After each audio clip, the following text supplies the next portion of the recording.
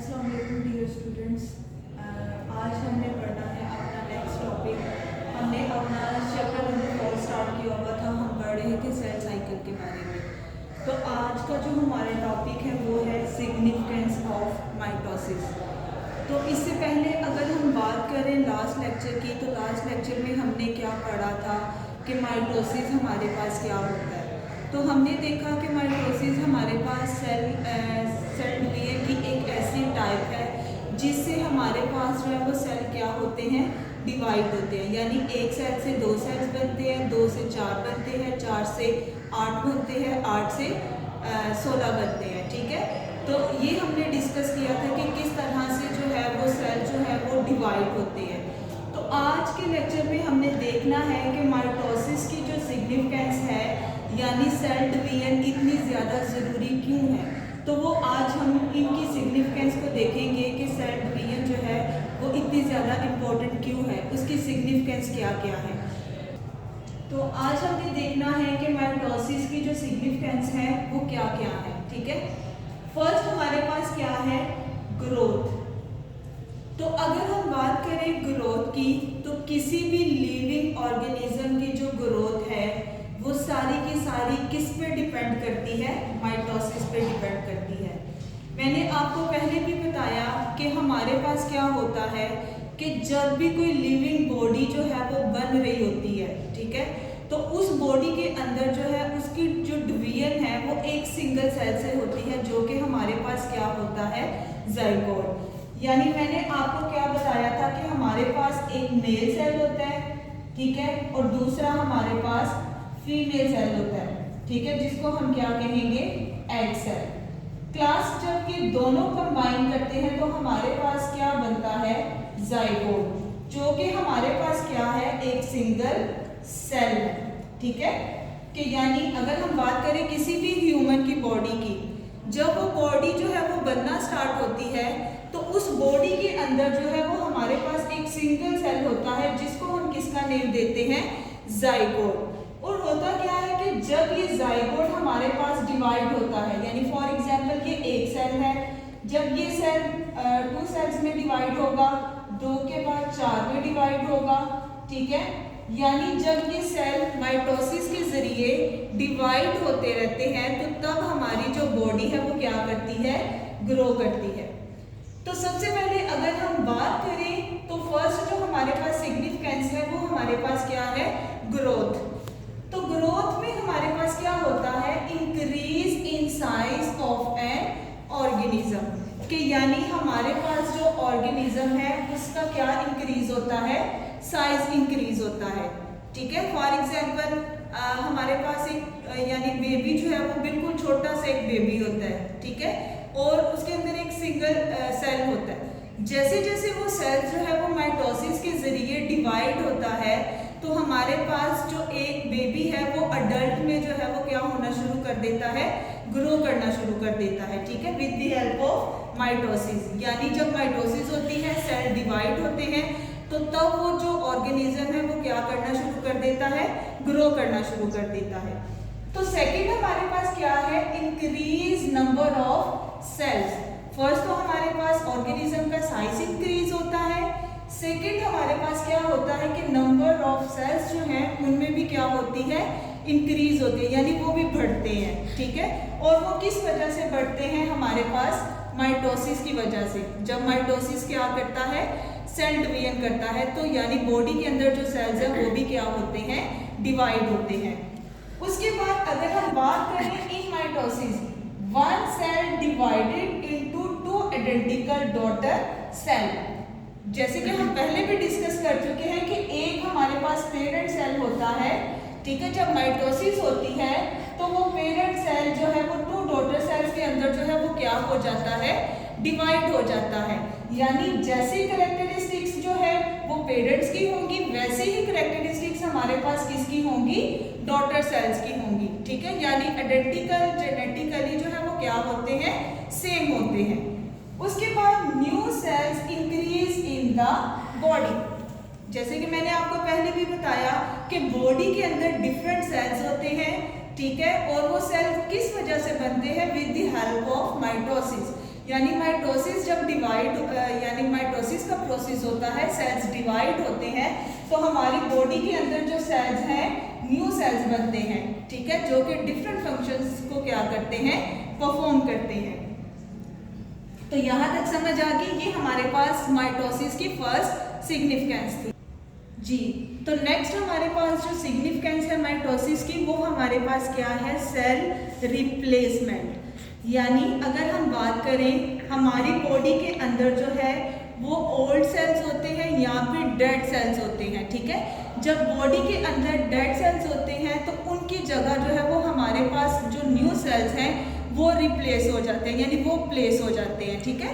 जब हमारी बॉडी के अंदर ओल्ड सेल्स होते हैं या फिर डेड सेल्स होते हैं, तो माइटोसिस की वजह से वो हमारी बॉडी के अंदर नए सेल्स को क्या कर देते हैं, प्लेस कर देते हैं। तो यहाँ पर अगर हम बात करें इनकी एग्जाम्पल्स की, तो इनकी एग्जाम्पल्स हमारे पास कौन कौन सी है, आपकी बुक में जो दी हुई है वो है हमारे पास red blood cells, white blood cells और एपिथेलियल सेल्स, ठीक है।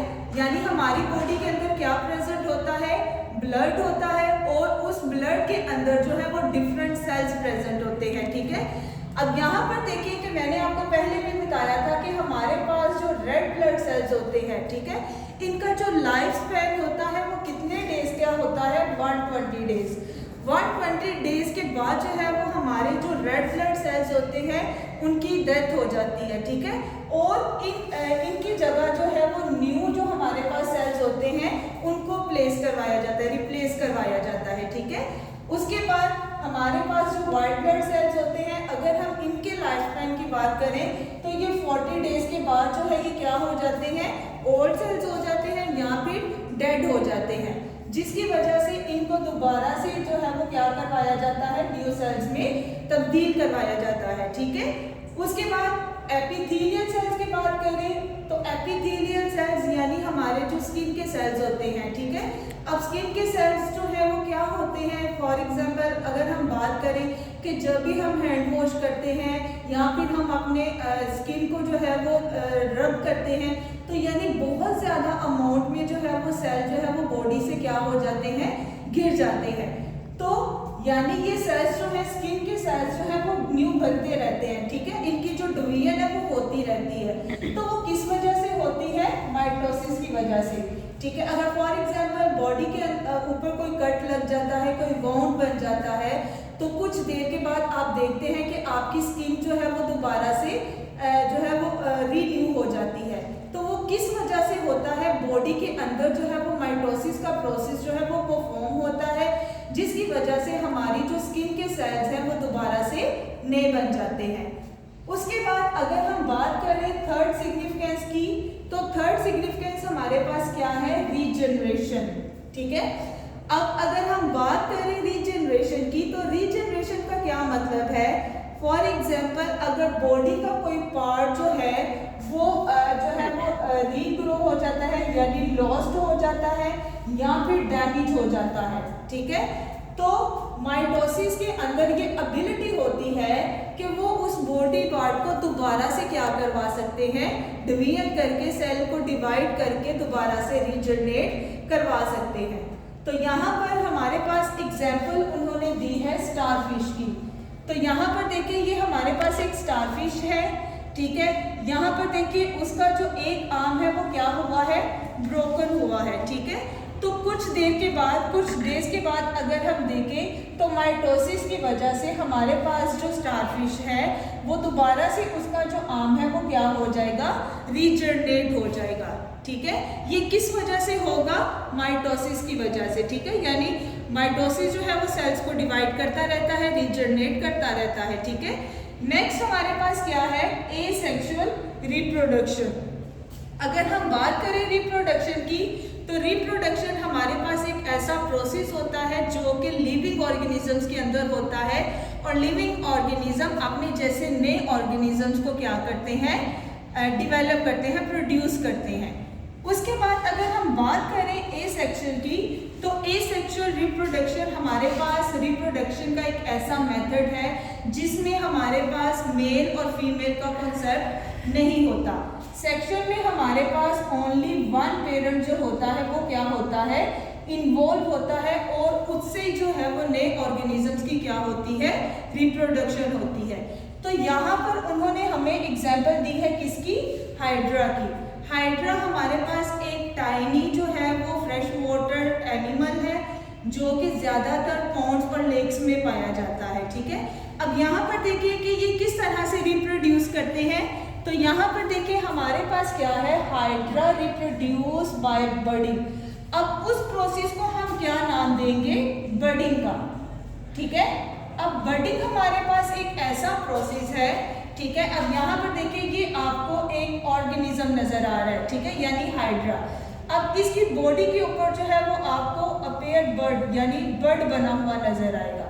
अब इस बर्ड के अंदर जब सेल डिवीजन होगी, क्या होगी, सेल डिवीजन होगी, तो हमारे पास ये जो बर्ड है वो क्या करेगा, ग्रो करेगा, ठीक है। यानी जब माइटोसिस के जरिए ये सेल्स डिवाइड होंगे तो हमारे पास जो बर्ड होगा वो क्या कर जाएगा, ग्रो कर जाएगा। जब ये बर्ड ग्रो कर जाएगा तो उसके यानी एक पेरेंट बॉडी से जो है वो एक न्यू हाइड्रा जो है वो उसकी क्या होगी, रिप्रोडक्शन होगी, ठीक है। हमने क्या कहा कि एसेक्सुअल रिप्रोडक्शन हमारे पास एक ऐसा प्रोसेस है जिसमें ओनली वन पेरेंट इन्वॉल्व होता है, यानी उसका कोई भी जो पार्ट होता है, ठीक है, उससे एक नया ऑर्गेनिज्म जो है वो डेवलप होता है, प्रोड्यूस होता है, जिसको हम एसेक्सुअल रिप्रोडक्शन का नेम देते हैं। तो यहाँ पर देखें अ स्मॉल आउटग्रोथ। अब यहाँ पर देखिए कि ये आपके पास एक बॉडी है, ठीक है, हाइड्रा है, उसकी बॉडी के ऊपर जो है वो आपको क्या नजर आ रहा है, यानी आउटग्रोथ जो है वो एक बर्ड बना हुआ नजर आ रहा है, ठीक है। अब ये बर्ड जो है वो हाइड्रा की बॉडी के ऊपर बना हुआ है। सेल्स इन द बर्ड यानी इस बर्ड के अंदर जो सेल्स होंगे वो क्या करेंगे, डिवाइडेड बाय माइटोसिस, यानी माइटोसिस के जरिए जब ये सेल्स क्या करेंगे, डिवाइड होंगे, तो इससे हमारे पास क्या होगा, bird grow and form a new hydra. जब ये बर्ड जो है इसमें डिवीजन होगी, ठीक है, माइटोसिस की डिवीजन होगी, तो हमारे पास जो है वो एक न्यू हाइड्रा की जो है वो क्या हो जाएगी, रिप्रोडक्शन हो जाएगी, ठीक है। तो क्लास ये था आज का हमारा लेक्चर कि माइटोसिस की जो सिग्निफिकेंस है एक लिविंग ऑर्गेनिज्म के अंदर उसकी क्या इंपॉर्टेंस है, ठीक है। फर्स्ट हमने देखा ग्रोथ के बारे में, सेकंड हमने देखा सेल रिप्लेसमेंट के बारे में, रीजनरेशन के बारे में और एसेक्सुअल रिप्रोडक्शन के बारे में। तो ये थी आज की हमारी सिग्निफिकेंस। आपने इसको अच्छे से रिवाइज करना है और अगर किसी भी चीज़ की समझ नहीं आई तो आप दोबारा मेरे से पूछ लेना। ओके।